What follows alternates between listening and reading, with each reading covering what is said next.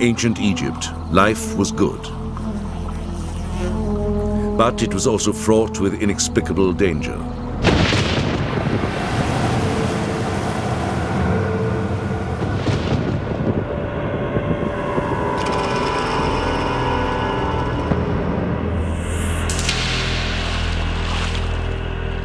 To understand their universe, the Egyptians did a remarkable thing. They turned their hopes and fears into an astonishing array of deities and gave each of them a name. But even in the eerie realm of the supernatural, Egypt's gods and goddesses transcended the extraordinary.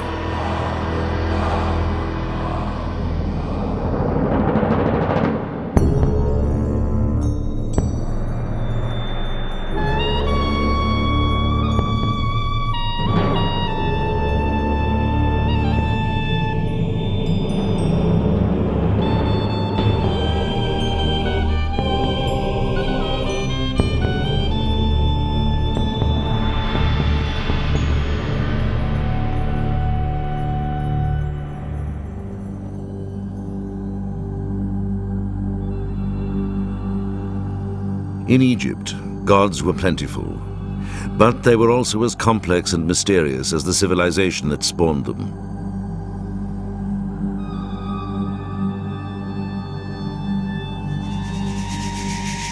Hathor, a woman with the horns of a cow, was the goddess of fertility, but when angered, she could also destroy humanity. Sekhmet, the lioness, symbolized the nurturing warmth of the sun, but she could also inflict its scorching heat. Selkit, the scorpion, could literally give or take your breath away. Her sting had the power over both life and death.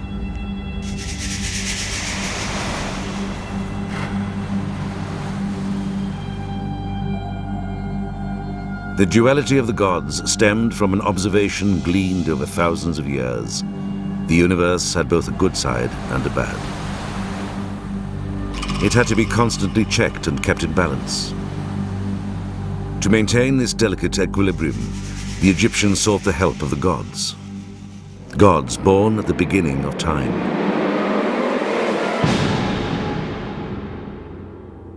According to Egyptian mythology, there was once no heaven or earth, no day or night, no life or death, only primeval darkness and water. Then, in a moment that mirrored the annual flood of the ancient Nile, the waters receded and land emerged, forming the mound of creation.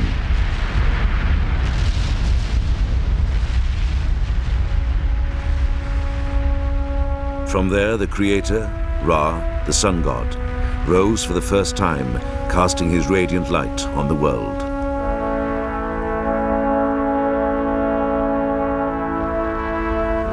Ra then created the deities of air and water and separated the earth from the sky, allowing the rest of creation to unfold.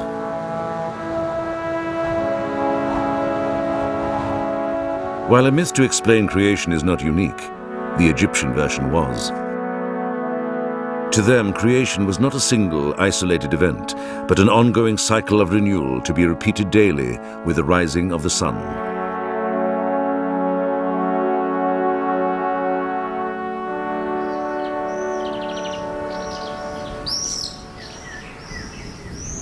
The myth of creation was embodied in every temple throughout ancient Egypt. Unlike a modern house of worship, Egyptian temples functioned more like machines engineered to keep the cycle of the universe in motion and chaos at bay. Literally called the mansion of the god, each was carefully designed to mirror the cosmos at the moment of creation.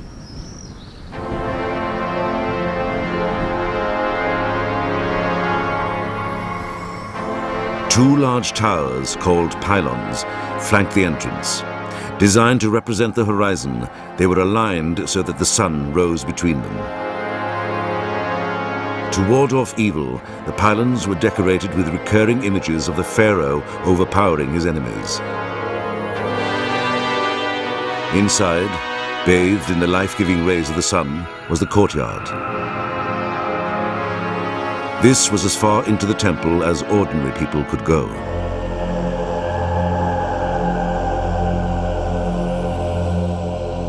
From there, a ramp led to a semi-lit hall filled with columns shaped like papyrus and lotus plants, representing the marshes which rimmed the edge of the rising mound of creation.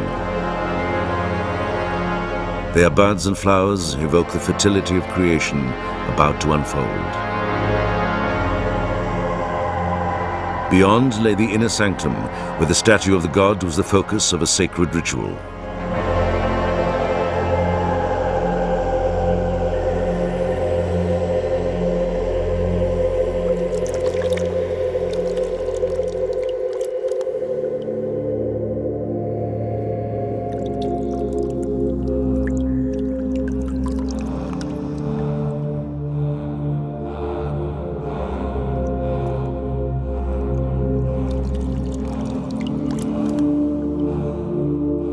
Each morning, just before sunrise, a priest, cleansed for purity and draped in white linen, lights a torch to guide him through the darkness. In the inner sanctuary, he cleanses the air with incense to awaken the god who resides in a shrine prepared for his earthly visits.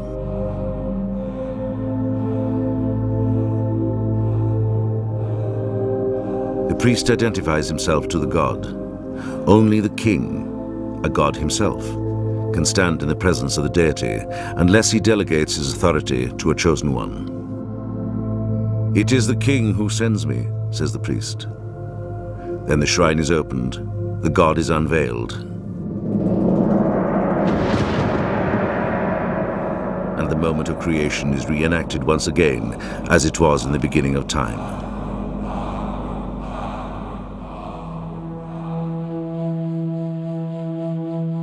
The appearance of the sun evoked the true meaning and mystery of the universe for the ancient Egyptians, the promise of the continuation of life and the triumph over death. It also marked both the beginning and the end of an epic voyage. Every day, the sun god Ra travels through the sky from east to west in a solar boat on the waters of the celestial Nile. At night, he plunges back into the primeval waters of the abyss and descends into the netherworld, the domain of the dead.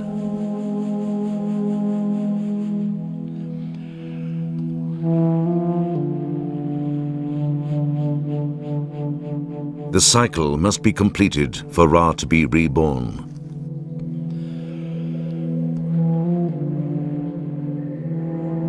But the netherworld is a perilous place.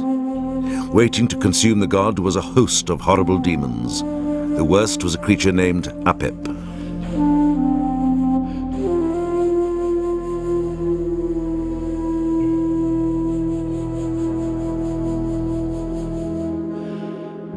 In the burial chamber of a pharaoh, the keeper of Egyptian antiquities at the British Museum, Vivian Davis, inspects an inscription describing the most dangerous leg of the journey. This very important scene shows the sun god Ra with his divine attendants on his sacred bark on his journey through the underworld. This is a journey fraught with danger, as he will meet the powerful forces of evil, darkness and chaos. Most prominent among them, a giant snake, Apepi, who seeks to destroy him. These hieroglyphic spells, however, will ensure that Ra emerges unscathed. This hieroglyph here, depicting Apepi, shows him to have been killed with a knife through his throat. And so, Ra, at the dawning of the day, will arise again, and the dead king will be resurrected with him. The resurrection of the king, like the renewal of the cosmos, was a concept crucial to the continuation of the world as the Egyptians knew it. The ongoing struggle of life over death and order over chaos would come to dominate the everyday lives of the ancient Egyptians. For help, they looked to their gods as the first line of defense. But in the temples, access to the gods wasn't easy. If the people couldn't go in, the gods would have to come out.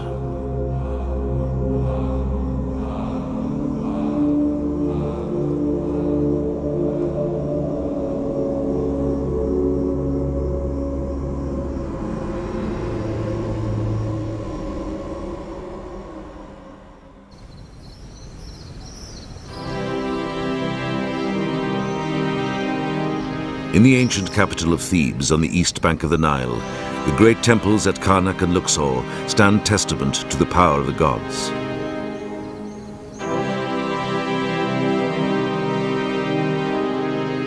Throughout history, every town and village in Egypt had a local deity.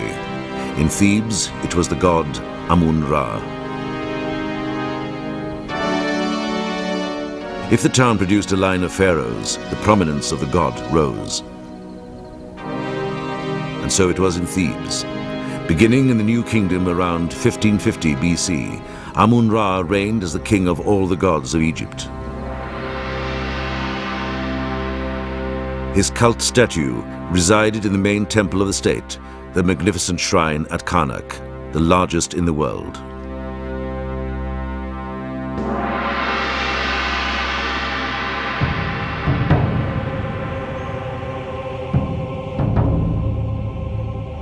Several times a year, the statue was escorted out of its sanctuary by a procession of priests to visit other temples.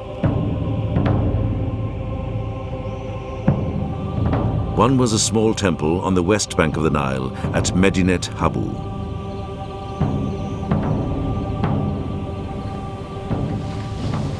Peter Dorman of the University of Chicago's Oriental Institute is recording an inscription commemorating a meeting between the pharaoh and the god.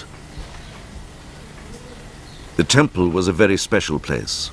The Thebans believed it marked the spot of the original mound of creation, where Amun-Ra and the other primeval gods first came into being.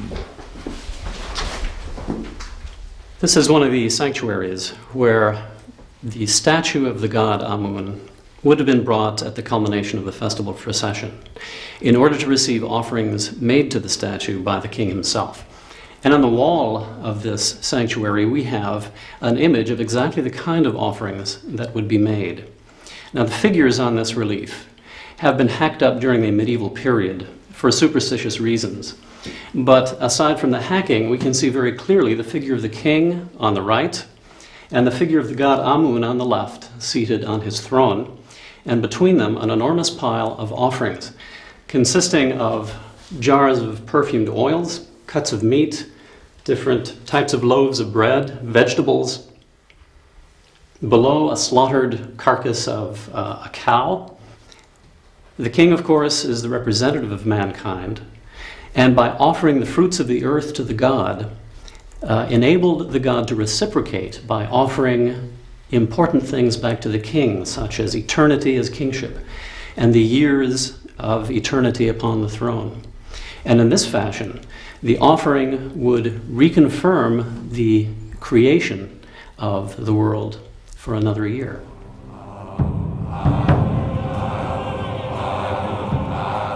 The procession of the god was the culmination of a festival, for the Egyptians, a time to celebrate.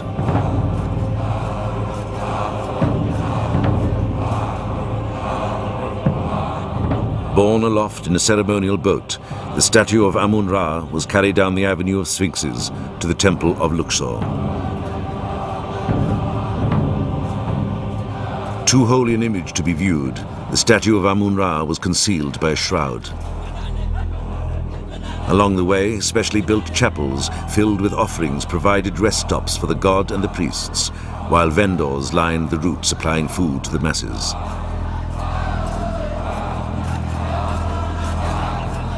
The procession was one of the few times when an ordinary Egyptian had direct access to such an important god.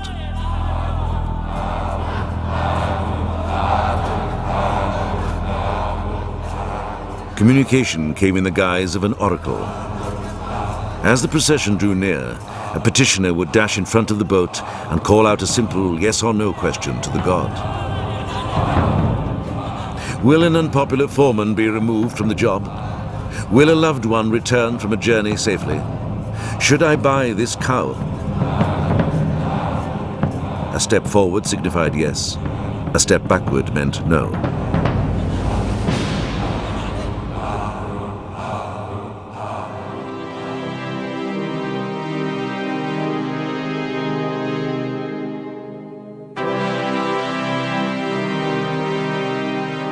Oracles were the last word in divine intervention. kings consulted them on the most important matters of state, war, a foreign expedition, or even the succession.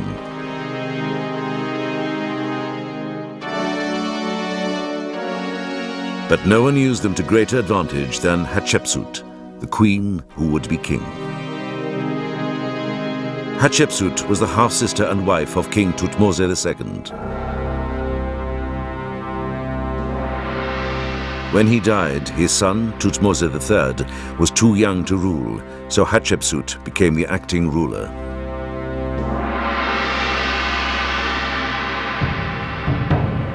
But the ambitious queen had other plans.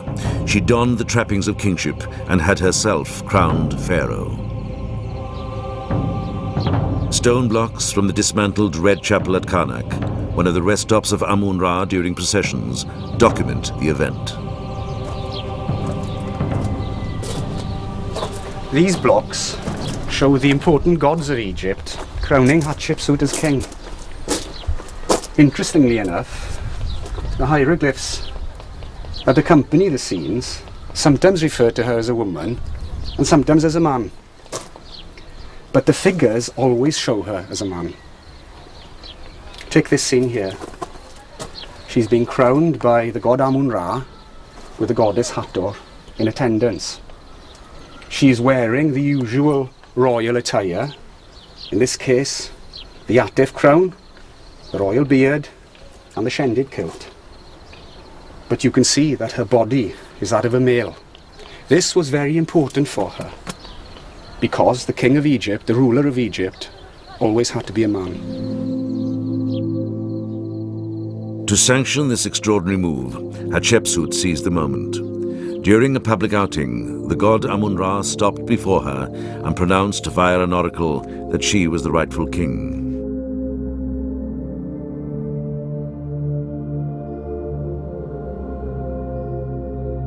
Whether by divine intervention or human manipulation, the oracle carried the weight of truth.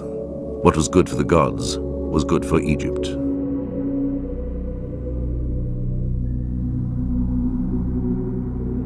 But in everyday life, faith in the gods and their power would come closer to home.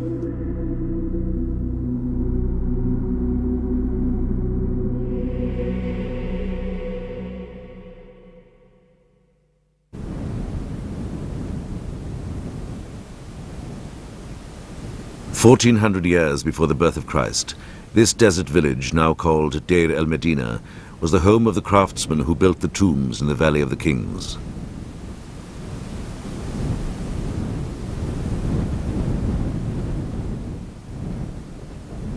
Today, the dry environment has preserved a unique glimpse into their everyday lives. Lives touched by deities and demons from the cradle to the grave and beyond.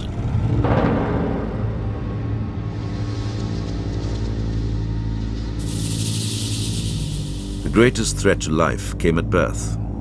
At a time when 1 in 3 Egyptian babies died, pregnant women were considered magnets for demons.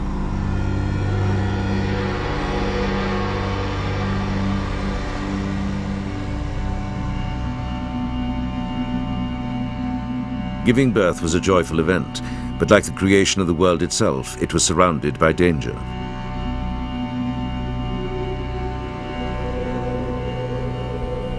On the day of delivery, the mother-to-be retired to the outside or the front of the house to prevent demons from overrunning the place. In many homes, archaeologists have identified what may be a birth box. Built to protect and shelter the mother and child, it was decorated with a parade of fierce-looking deities.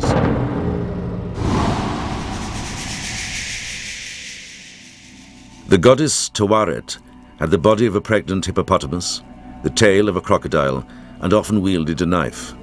Hippos were known to be fierce protectors of their young.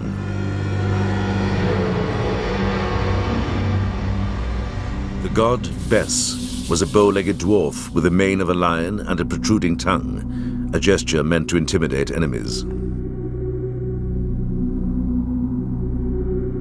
As the birth drew near, a wand, made from the tusks of a hippopotamus and adorned with figures of Tawaret and Bes and other defending powers, was used to draw a protective circle around the bed, and later around the crib of the newborn baby.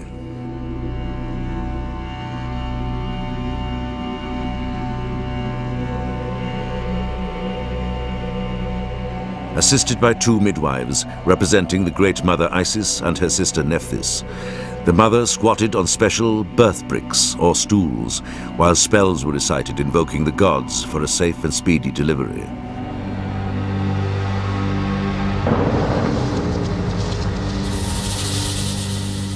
A magician called a knower of things presided over the rituals.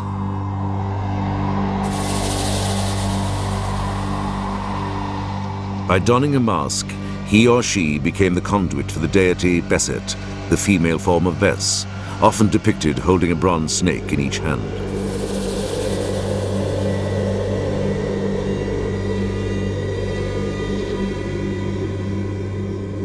Ivory clappers frightened away any lingering danger.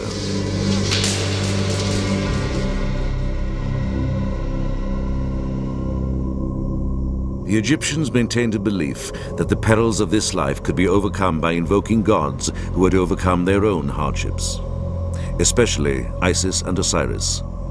The epic saga of their ordeals would form the basis of many Egyptian beliefs and practices.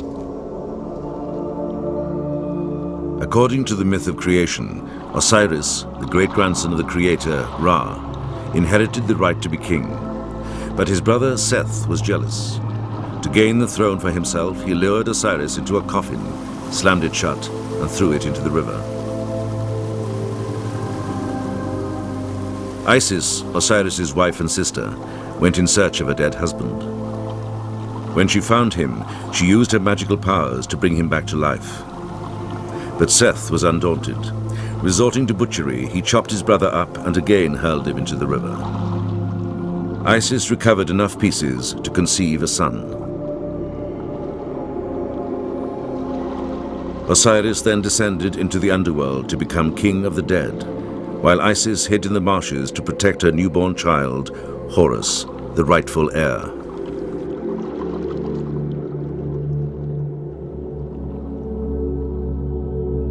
One of the most popular amulets was the Wedjat, the Eye of Horus, the universal symbol of healing and wholeness. It represents the eye that Horus lost during the battle with the evil god Seth to avenge the murder of his father Osiris.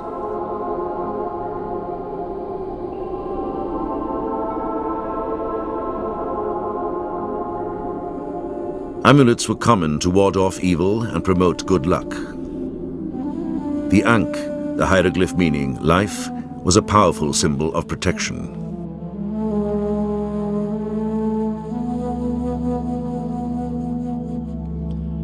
The scarab represents the dung beetle that crawls out of the earth daily, seemingly recreating itself. A potent symbol of renewal, it pushes its dung ball like the orb of the sun, rolling across the sky.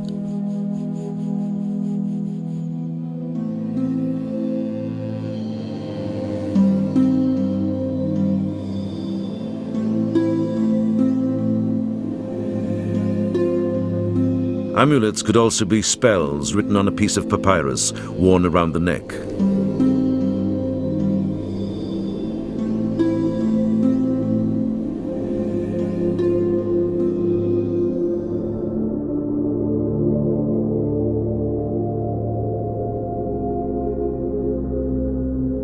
One spell to quell a headache reads, "Turn back, Sahekek, demon which came forth from heaven and earth, whose eyes are in his head and whose tongue is in his buttocks.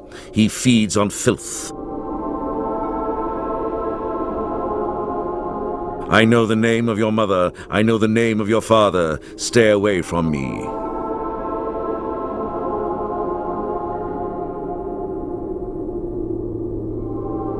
But the cause of an illness or adversity was not always clear. Perhaps the gods had been offended.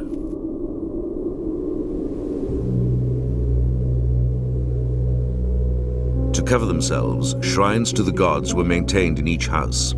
The workmen at Deir el-Medina could worship the deities of their choice. A favorite was the snake goddess Meretseger, she who loves silence.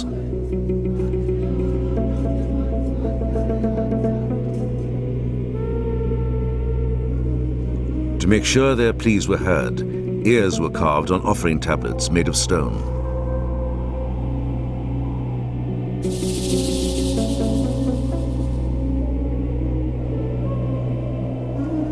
Poisonous snakes were common in the desert.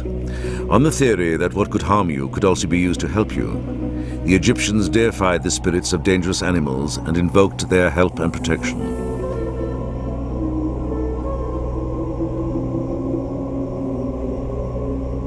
In the shadow of the Great Pyramids at Giza, archaeologists have uncovered the cemetery of the builders. While their tombs may be humbler than the pharaohs, securing an afterlife was no less important.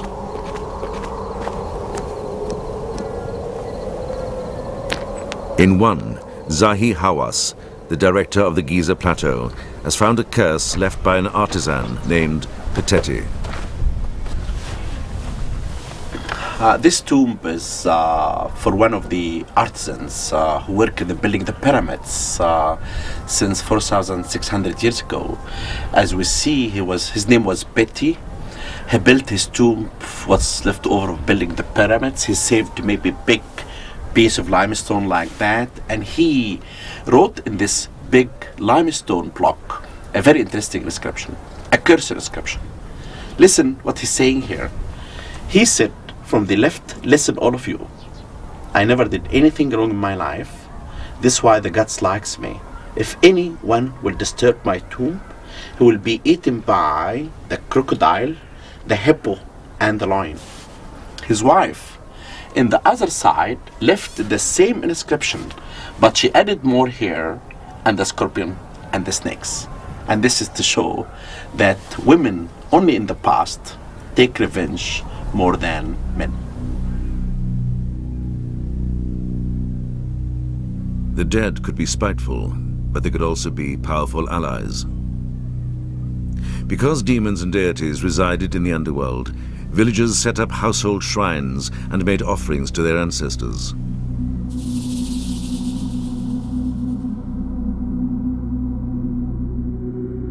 Now equipped with their own divine powers, the dead had direct access to the gods and could intervene on behalf of the family. To communicate with them, the Egyptians wrote letters to the dead that covered everything from legal problems to domestic strife to simple greetings. How are you? Is the West taking care of you as you desire? One read. Please become an effective spirit. Let a healthy son be born to me, said another.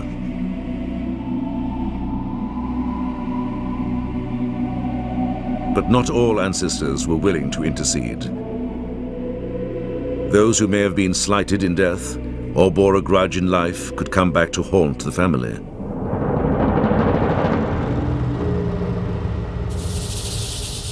In 1200 BC, a man stalked by misfortune thought it might be the doing of his dead wife. To reproach her, he wrote a letter reminding her that he'd been a caring and faithful husband, and it really wasn't his fault that he was away on business when she died.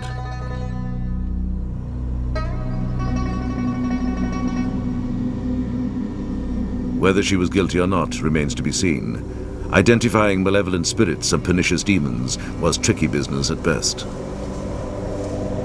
But on the final journey into the afterlife, there was no room for error.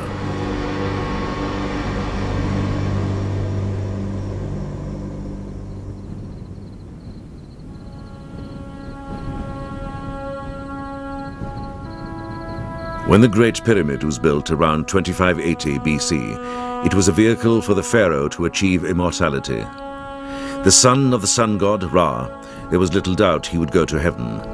But even ordinary Egyptians were promised an afterlife, though getting there was full of hurdles.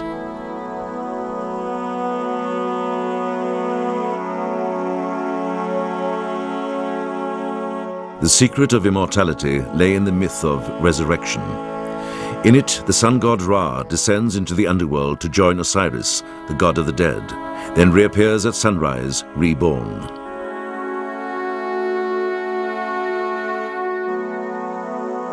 Because the journey was a treacherous one, the Egyptians compiled a list of magic spells called Book of the Dead. A virtual guidebook to the afterlife, it was written on papyrus or linen and placed with the body to help the deceased recognize the inhabitants and landscape of the underworld so as to pass through it unharmed.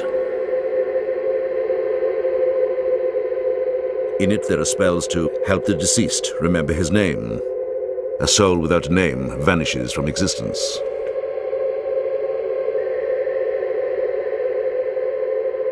One to sail a boat across the celestial river.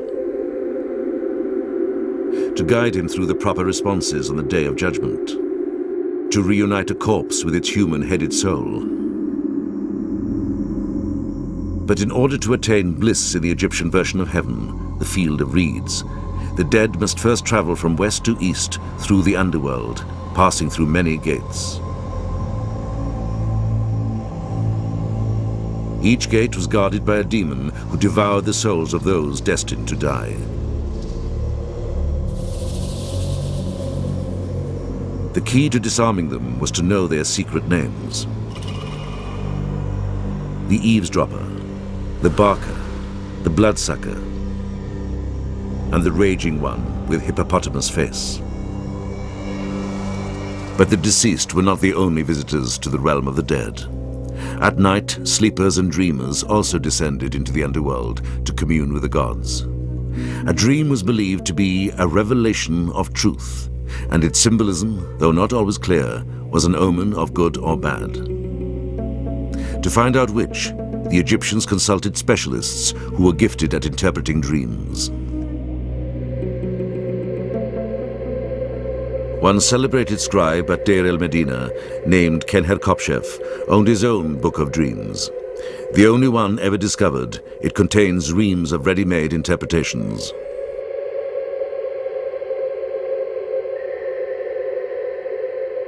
If a man sees himself in a dream dead, good, it means a long life.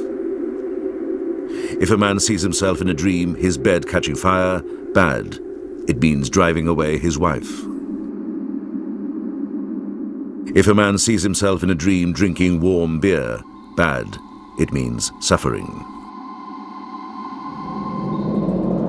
But Egyptians with problems could also pay others to dream for them.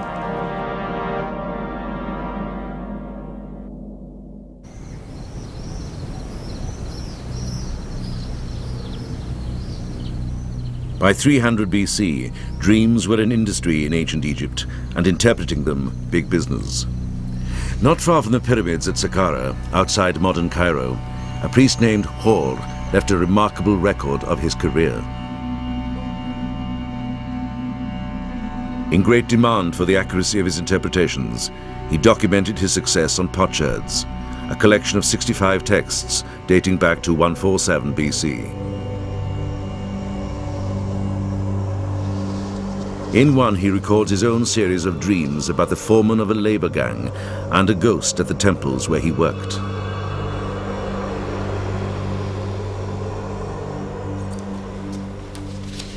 Egyptologist John Ray of the University of Cambridge has translated Hor's text.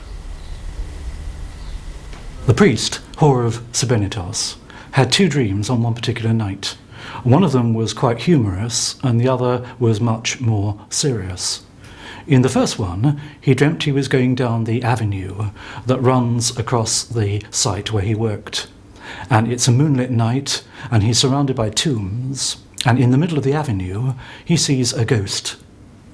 And the ghost looks at him and says, "Have you brought the food for 60,000 ibises?" If you can imagine the amount of food that you need for 60,000 ibises. And Hor thinks and says, "I've left it at home." And I think we've all had dreams a bit like that, where suddenly you've got to do something and you find you can't do it, or you've made a mess of it. But the second dream was more serious. On the same night, he dreamt that he was in a labour gang, something which probably in his life he didn't do much of, and which wouldn't have been very pleasant if he had done. The foreman of the labour gang comes up and pays the money for him to escape. If you like, he puts up the bail for Hor to go away.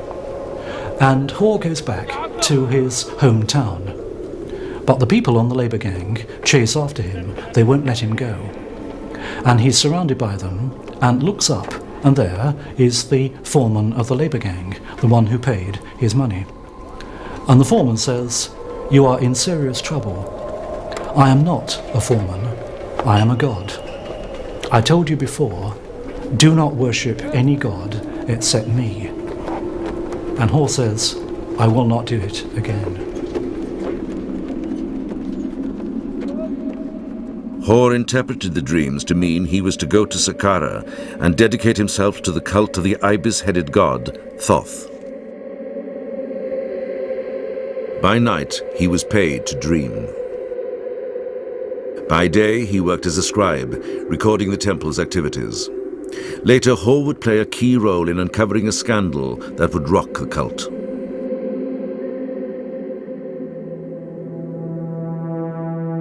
Each year, thousands of pilgrims burdened by problems or difficult decisions came to Saqqara to elicit help by purchasing mummified animals to serve as messengers to the gods.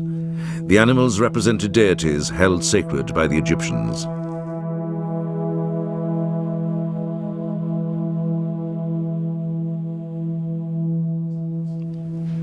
To the modern mind, a site like this must seem very strange indeed. You've got temples, and they're dedicated to various forms of animals, cats, dogs, birds, what have you. And those animals are then buried, mummified, and go off to join the world of the gods. And for some reason, people come from all over Egypt, or even from all over the known world, to come and visit this site. Now, why do they do it? They do it mainly because they feel that those animals were part of a world beyond themselves. And by going into the world of the gods, those animals are in a position to communicate with them.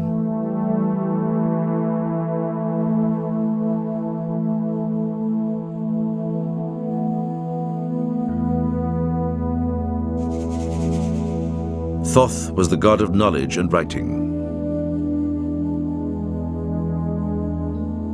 Horus, the hawk god of the sky, was the avenger of his father, Osiris.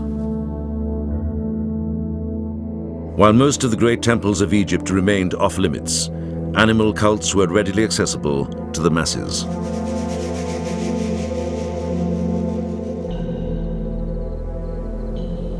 Here you had something much more human, much more personal.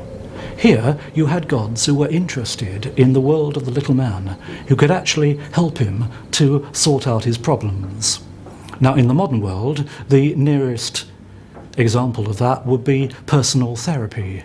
And if you want to think of the world of those cults at Saqqara as a sort of therapist, then you wouldn't be far off the reality of what was going on.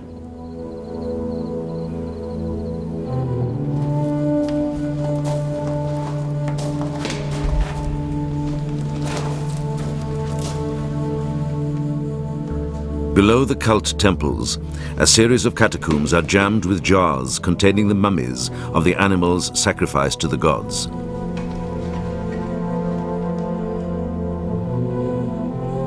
In the galleries belonging to the Ibis cult alone, there are over 1.5 million. A team of archaeologists led by Paul Nicholson of the University of Wales, working for the Egypt Exploration Society, has been exploring the catacombs to document the extent of the cults. Ibises were once one of the most common birds in Egypt. But at Saqqara, they were bred in captivity on a lake near the cult temple, carefully tended by priests. When they were needed, they were killed and mummified.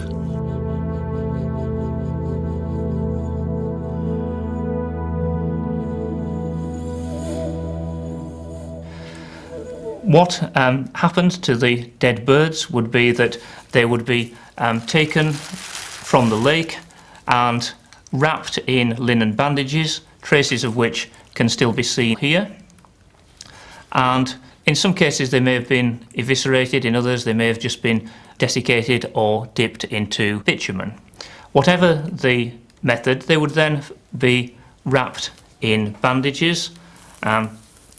Inside here will be a bird, something like this, and quite elaborate bandaging could be applied to some of the examples. Occasionally we get little votive appliques showing one of the deities associated with the animal necropolis.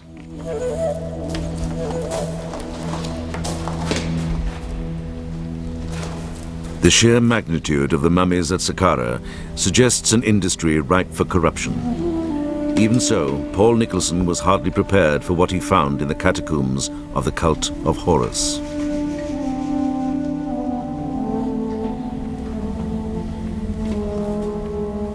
We know that roughly the same process went on for the mummification of the hawks.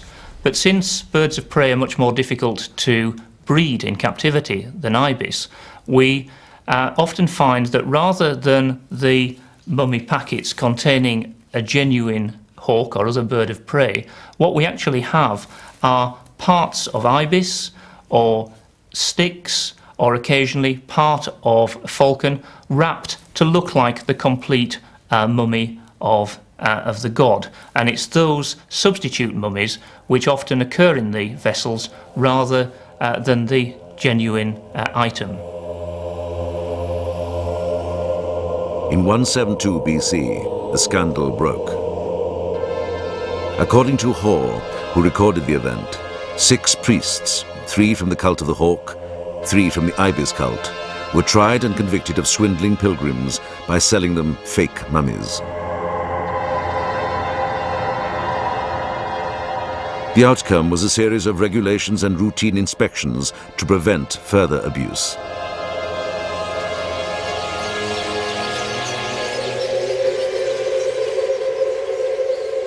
While millions of creatures continued to be sacrificed at Saqqara, elsewhere the death of one special animal was a call for national mourning. At a temple in Memphis, a bull called the Apis was believed to be the incarnation of Ptah, the creator god of Memphis, one of Egypt's most important deities.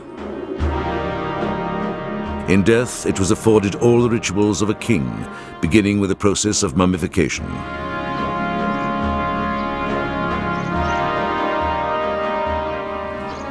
Adjacent to the sanctuary, Michael Jones of the American Research Center in Egypt has identified the site where the embalmed body of the Apis bull was purified.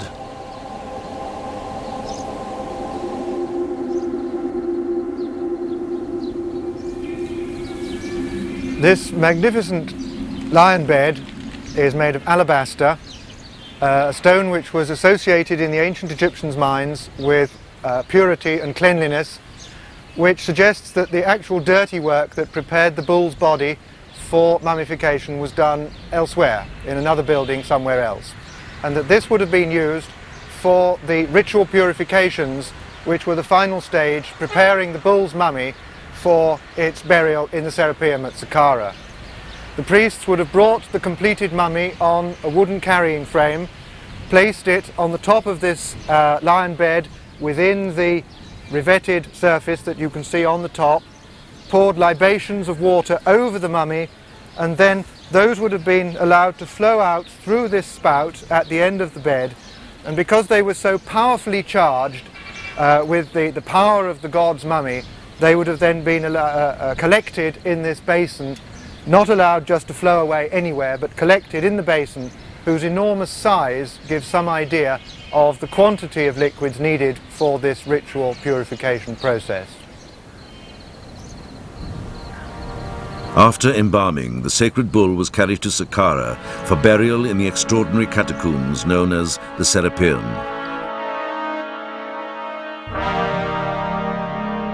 Here, a gallery several hundred feet long opens onto 28 massive chambers, each dwarfed by a giant sarcophagus carved out of a single block of granite weighing up to 80 tons.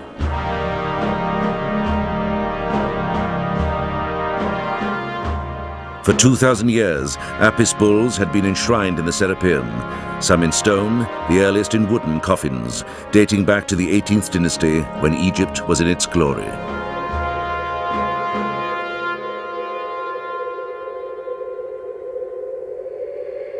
But ironically, animal cults would reach their zenith after Egypt was conquered, first by the Assyrians, then the Persians, and finally the Greeks.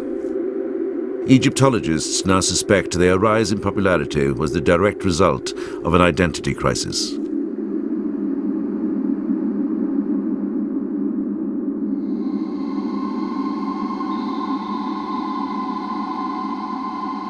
For the first time in its long history, Egypt was no longer the center of the universe.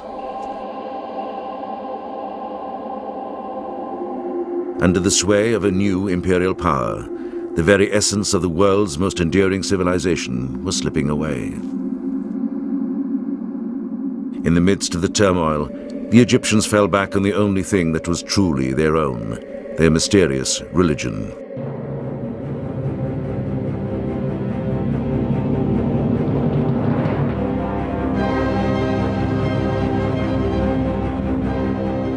To a world that no longer envied their ancient culture, they were asserting by their devotion.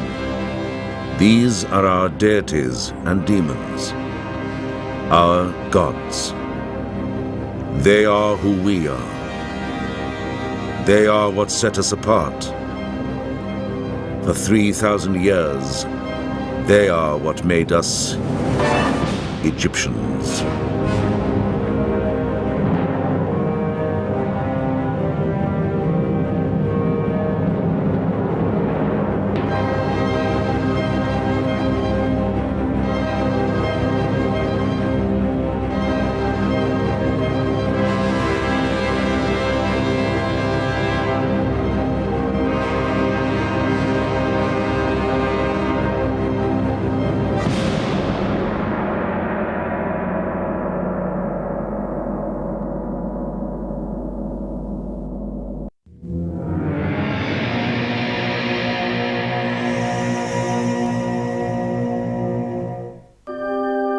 Los misterios de Egipto.